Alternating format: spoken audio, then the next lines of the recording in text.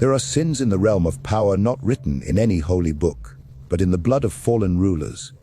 Tolerate these behaviors, and you invite your own ruin. Let us speak clearly, for ambiguity is the language of the weak. Number 1, disloyalty in times of crisis. A man's true nature is not revealed in prosperity, but in adversity. When the sun shines and the fields are full, every tongue speaks loyalty. Every hand offers help. But when the winds shift and the walls tremble, that loyalty evaporates, and only the truly devoted remain. Disloyalty in times of crisis is not merely a personal betrayal. It is a threat to the very structure of power. The crisis does not create traitors, it exposes them. The courtier who whispers support in the banquet hall, but is nowhere to be found when rebellion stirs, is more dangerous than the enemy, who stands before you with drawn steel. He wears your colors, dines at your table, yet flees at the moment you require his strength. This man poisons trust from within, not through bold defiance, but through cowardly absence. Worse still are those who smile during your ascent but vanish during your fall, only to reappear if you survive, offering apologies dressed as explanations. These are opportunists who gamble on your demise. And the moment you forgive them, you encourage others to do the same. Let one betrayal go unanswered, and you will find yourself surrounded by men who weigh your strength before they weigh their loyalty. In times of upheaval, it is not numbers you need, it is conviction. One faithful ally in the storm is worth 100 who vanish when the sky darkens. Disloyalty erodes command because it sends a signal that the leader is alone, that his strength is conditional, and that his rule is negotiable. Some disguise their absence with excuses, illness, confusion, duty elsewhere, but power must never indulge explanations that arrive too late. You must learn to see absence not as silence, but as speech. When your call to stand is unanswered, the message is clear: they have chosen themselves over you. And any man who does that once will do it again. Number 2, cowardice in leadership. There is no greater liability to power than a man who fears to wield it.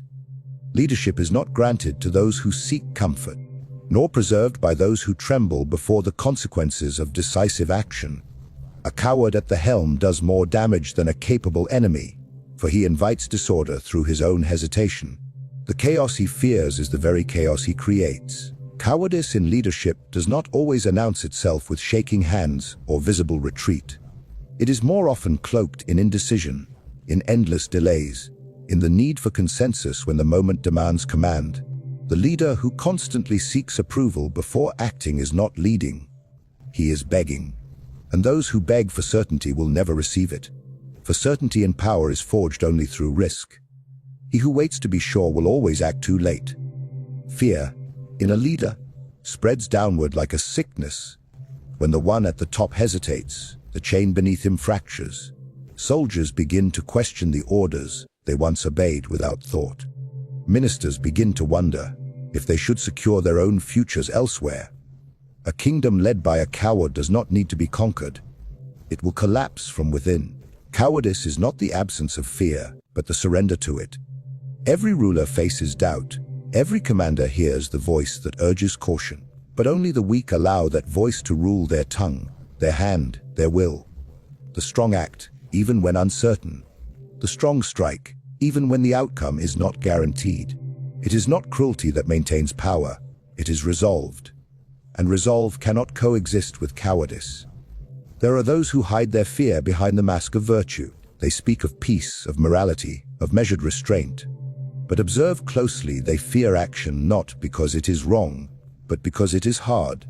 They cover their weakness in noble language, hoping the world mistakes their cowardice for wisdom. A true leader does not flinch when duty demands unpleasant choices. He does not cower behind committees, nor delay in hopes that someone else will decide for him. Number 3, flattery masquerading as loyalty. The most dangerous man in any court is not the one who challenges you openly, but the one who praises you without pause. Flattery, when disguised as loyalty, is a venom that dulls the mind and blinds the ruler. It feels warm, pleasing, and affirming, but beneath its sweetness lies decay. The flatterer has no allegiance to truth, only to his own advancement. He tells you not what you must hear, but what you wish to hear. and in doing so, he robs you of judgment.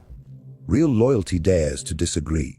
It is the servant who warns you of your error, not the one who repeats your words, who serves your interests. Flattery is a form of manipulation.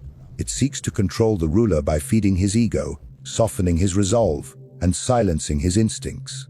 The flatterer knows that a man intoxicated by praise will fail to see betrayal coming. He need not sharpen a dagger when his tongue suffices. This false loyalty thrives in environments where truth is punished. When a leader surrounds himself with those who praise endlessly, he creates a court of mirrors. Every face reflects admiration, and every voice echoes his own. In such a court, failure is not foreseen, because no one dares to speak it. Disaster is not avoided, because all pretend it cannot come.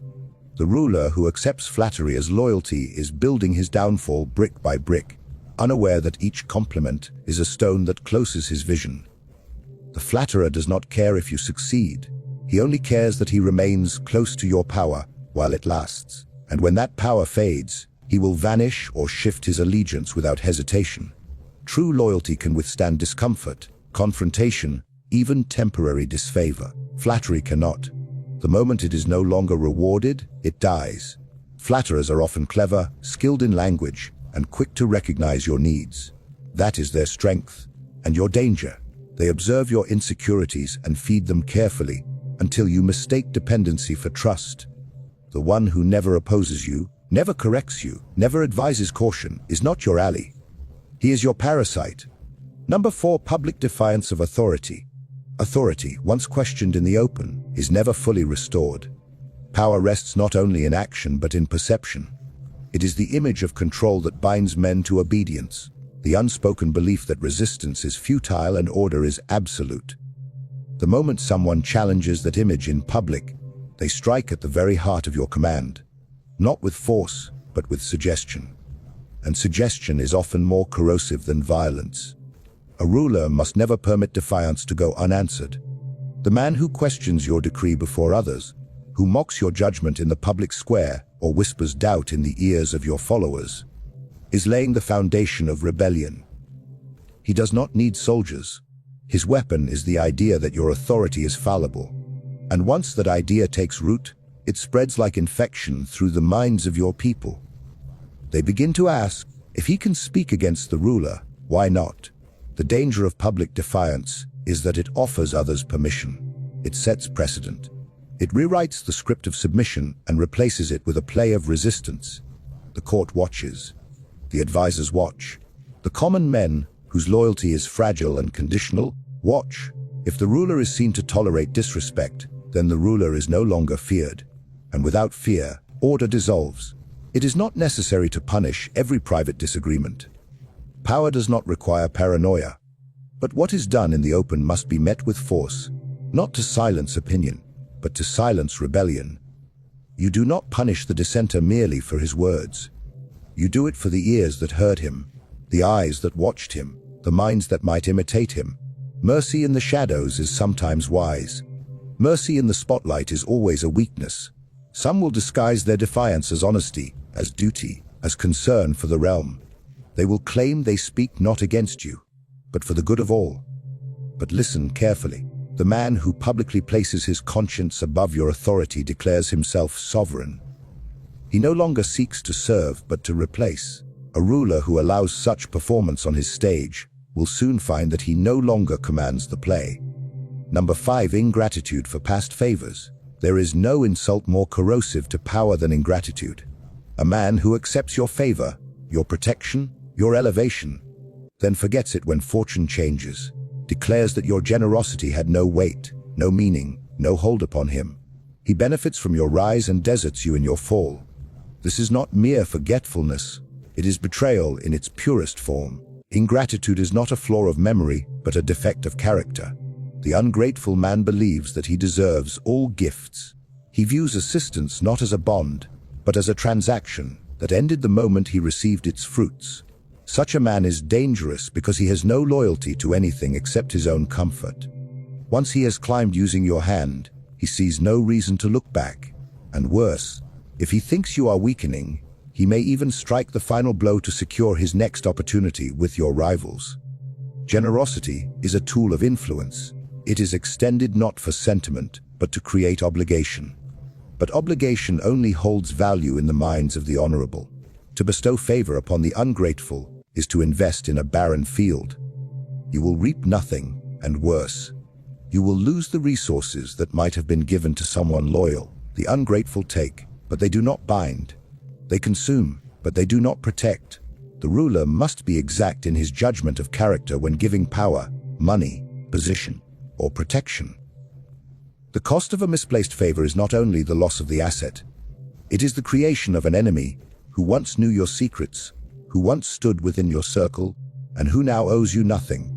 Such a man becomes doubly dangerous because he is both free of obligation and full of your former trust.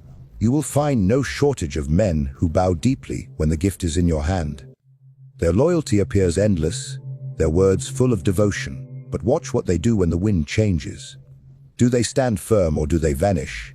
The moment of testing reveals all, and once ingratitude is revealed, it must never be excused or welcomed again, no matter the apologies offered or alliances proposed. Number 6. Ambition without allegiance. Ambition is not a vice. It is the engine of empires, the fire that drives men to exceed their station, to conquer, to rule, to build. But ambition that lacks allegiance, ambition that owes no loyalty, that bows to no principle, that hides its true direction, is poison to any structure of power. A man who desires to rise but binds himself to no master is not a servant climbing through merit. He is a predator seeking his moment. Such a man may appear useful. He works hard, speaks well, and accomplishes much. He flatters with skill and appears neutral in disputes. But neutrality in politics is rarely real. It is a disguise. What he truly awaits is opportunity. He does not serve the ruler. He serves the void that power leaves behind when it is misused or lost. He is patient, silent, observant, storing every weakness, every misstep, every secret, until the balance tips. A ruler must never mistake usefulness for loyalty. The ambitious man without allegiance will switch sides the moment your favor weakens. He will not rebel openly. He will whisper in the ears of others, align himself with rival factions, or withhold his strength when it is most needed.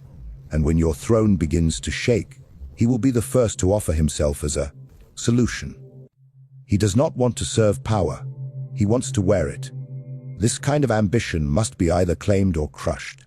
If you see that a man has great potential and you cannot command his loyalty, then you must never allow him to grow too powerful.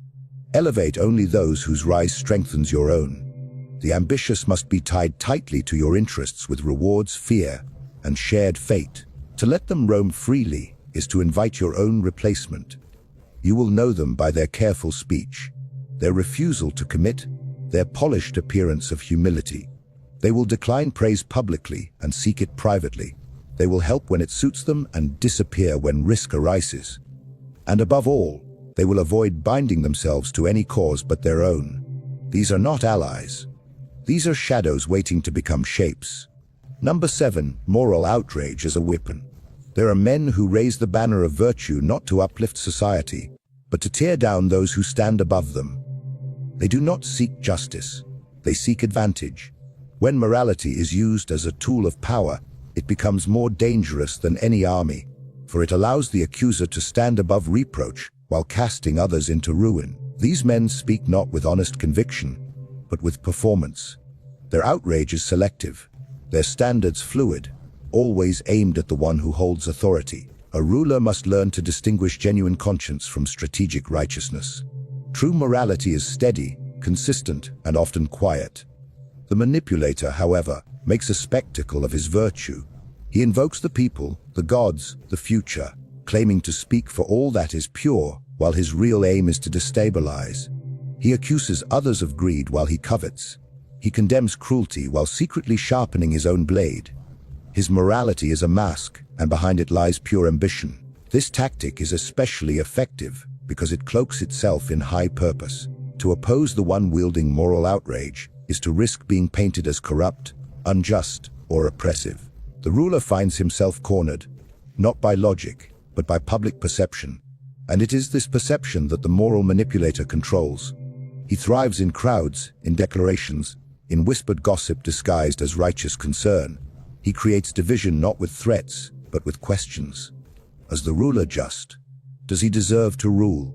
Should we not demand better? These questions sound noble, but their aim is subversion. The danger lies in the hesitation they produce. The ruler begins to defend himself instead of commanding. He explains rather than acts. He justifies instead of orders. And once power is placed on trial, it has already begun to shrink. A ruler must never let morality be used as a leash. Let the people believe in virtue, but never allow them to weaponize it against authority. The moment outrage is rewarded, others will learn its power. And soon, your court will be filled not with honest men, but with actors playing saints while plotting your fall behind closed doors. Power is not merely taken. It is preserved through vigilance, clarity, and a ruthless understanding of human nature. The ruler who tolerates disloyalty, cowardice, flattery, defiance, ingratitude, unchecked ambition, and moral manipulation opens the gates to his own downfall. These behaviors do not always appear as threats at first. They are subtle, cloaked in charm, virtue, necessity, or even loyalty.